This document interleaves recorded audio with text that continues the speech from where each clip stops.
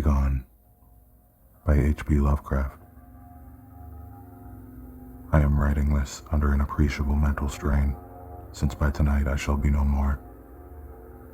Penniless, and at the end of my supply of the drug which alone makes life endurable, I can bear the torture no longer, and shall cast myself from this garret window into the squalid street below.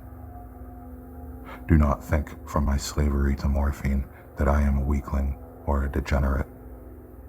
When you have read these hastily scrawled pages, you may guess, though never fully realize why it is that I must have forgetfulness or death. It was in one of the most open and least frequented parts of the broad Pacific that the packet of which I was supercargo fell a victim to the German sea raider. The Great War was then at its very beginning, and the ocean forces of the Hun had not completely sunk to their later degradation, so that our vessel was made a legitimate prize, whilst we of her crew were treated with all the fairness and consideration due us as naval prisoners. So liberal, indeed, was the discipline of our captors, that 5 days after we were taken, I managed to escape alone in a small boat, with water and provisions for a good length of time. When I finally found myself adrift and free, I had but little idea of my surroundings. Never a competent navigator, I could only guess, vaguely, by the sun and stars that I was somewhat south of the equator. Of the longitude I knew nothing, and no island or coastline was in sight. The weather kept fair, and for uncounted days I drifted aimlessly beneath the scorching sun, waiting either for some passing ship or to be cast on the shores of some habitable land. But neither ship nor land appeared, and I began to despair in my solitude upon the heaving vastness of unbroken blue. The change happened whilst I slept. Its details I shall never know, for my slumber, though troubled and dream-infested, was continuous. When at last I awaked, it was to discover myself half sucked into a slimy expanse of hellish black mire, which extended about me in monotonous undulations as far as I could see, and in which my boat lay grounded some distance away. Though one might well imagine that my first sensation would be of wonder at so prodigious and unexpected a transformation of scenery, I was in reality more horrified than astonished. For there was in the air and in the rotting soil a sinister quality which chilled me to the very core. The region was putrid with the carcasses of decaying fish and of other less describable things which I saw protruding from the nasty mud of the unending plain. Perhaps I should not hope to convey in mere words the unutterable hideousness that can dwell in absolute silence and barren immensity. There was nothing within hearing, and nothing in sight save a vast reach of black slime. Yet the very completeness of the stillness and the homogeneity of the landscape oppressed me with a nauseating fear. The sun was blazing down from a sky which seemed to me almost black in its cloudless cruelty, as though reflecting the inky marsh beneath my feet. As I crawled into the stranded boat, I realized that only one theory could explain my position. Through some unprecedented volcanic upheaval, a portion of the ocean floor must have been thrown to the surface, exposing regions which, for innumerable millions of years, had lain hidden under unfathomable watery depths. So great was the extent of the new land which had risen beneath me that I could not detect the faintest noise of the surging ocean, strain my ears as I might. Nor were there any seafowl to prey upon the dead things. For several hours I sat thinking or brooding in the boat, which lay upon its side and afforded a slight shade as the sun moved across the heavens. As the day progressed, the ground lost some of its stickiness and seemed likely to dry sufficiently for traveling purposes in a short time. That night I slept but little, and the next day I made for myself a pack containing food and water, preparatory to an overland journey in search of the vanished sea and possible rescue. On the third morning, I found the soil dry enough to walk upon with ease. The odor of the fish was maddening, but I was too much concerned with graver things to mind so slight an evil, and set out boldly for an unknown goal. All day I forged steadily westward, guided by a faraway hummock which rose higher than any other elevation in the rolling desert. That night I encamped, and on the following day still traveled toward the hummock, though that object seemed scarcely nearer than when I had first espied it. By the fourth evening I attained the base of the mound, which turned out to be much higher than it had appeared from a distance, an intervening valley setting it out in sharper relief from the general surface. Too weary to ascend, I slept in the shadow of the hill.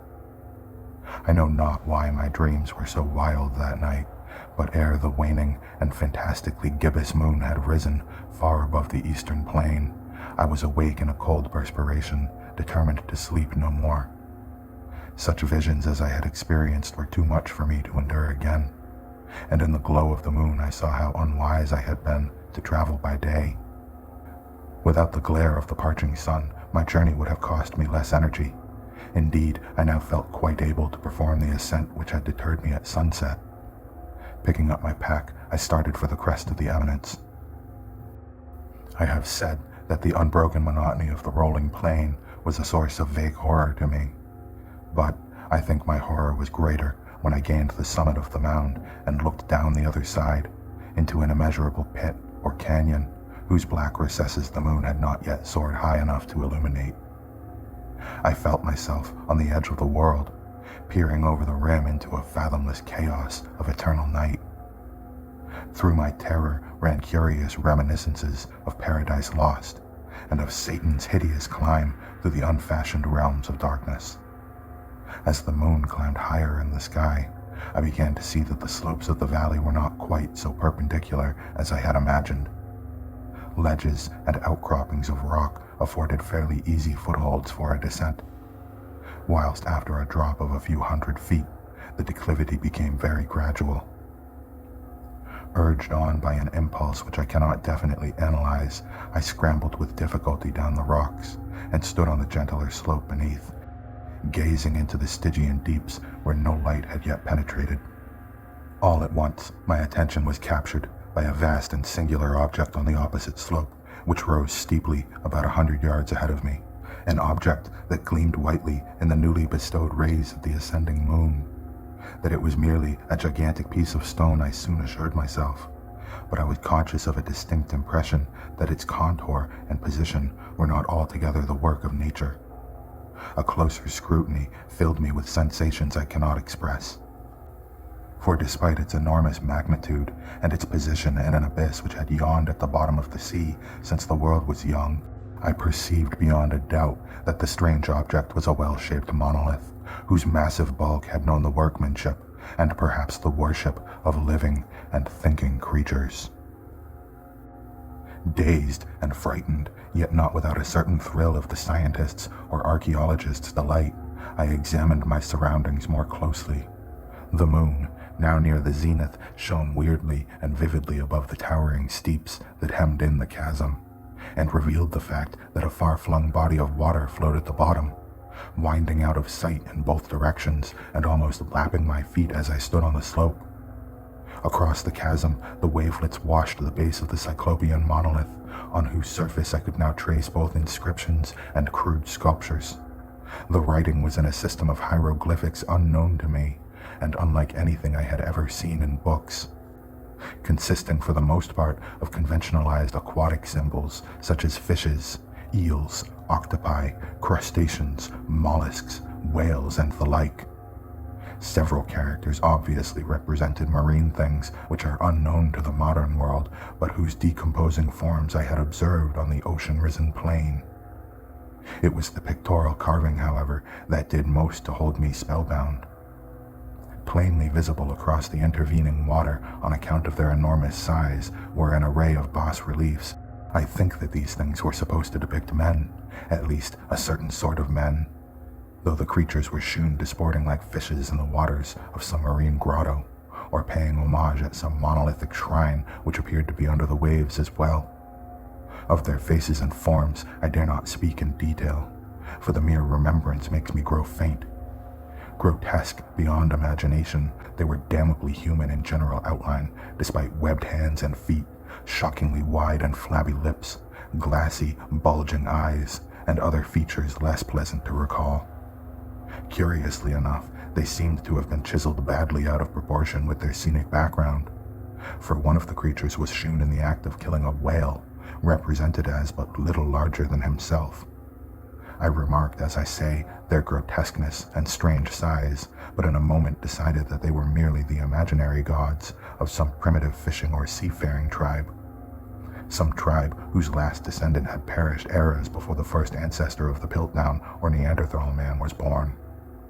Awestruck at this unexpected glimpse into a past beyond the conception of the most daring anthropologist, I stood musing whilst the moon cast queer reflections on the silent channel before me. Then suddenly I saw it. With only a slight churning to mark its rise to the surface, the thing slid into view above the dark waters. Vast, Polyphemus-like and loathsome, it darted like a stupendous monster of nightmares to the monolith, about which it flung its gigantic scaly arms, the while it bowed its hideous head and gave vent to a certain measured sound. I think I went mad then. Of my frantic ascent to the slope and cliff, and of my delirious journey back to the stranded boat, I remember little. I believe I sang a great deal and laughed oddly when I was unable to sing. I have indistinct recollections of a great storm sometime after I reached the boat. At any rate, I know that I heard peals of thunder and other tones which nature only utters in her wildest moods. When I came out of the shadows, I was in a San Francisco hospital, brought thither by the captain of the American ship which had picked up my boat mid-ocean. In my delirium, I had said much, but found that my words had been given scant attention. Of any land upheaval in the Pacific, my rescuers knew nothing, nor did I deem it necessary to insist upon a thing which I knew they could not believe. Once I sought out a celebrated ethnologist and amused him with peculiar questions regarding the ancient Philistine legend of Dagon, the fish god. But soon perceiving that he was hopelessly conventional, I did not press my inquiries. It is at night, especially when the moon is gibbous and waning, that I see the thing. I tried morphine, but the drug has given only transient surcease and has drawn me into its clutches as a hopeless slave. So now I am to end it all, having written a full account for the information or the contemptuous amusement of my fellow men. Often I ask myself if it could not all have been a pure phantasm, a mere freak of fever as I lay sun-stricken and raving in the open boat after my escape from the German man-of-war. This I ask myself, but ever does there come before me a hideously vivid vision in reply. I cannot think of the deep sea without shuddering at the nameless things that may at this very moment be crawling and floundering on its slimy bed, worshipping their ancient stone idols and carving their own detestable likenesses on submarine obelisks of water-soaked granite. I dream of a day when they may rise above the billows, to drag down in their reeking talons the remnants of puny, war-exhausted mankind. Of a day when the land shall sink and the dark ocean floor shall ascend amidst universal pandemonium. The end is near. I hear a noise at the door, as of some immense, slippery body lumbering against it. It shall not find me. God, that hand. The window,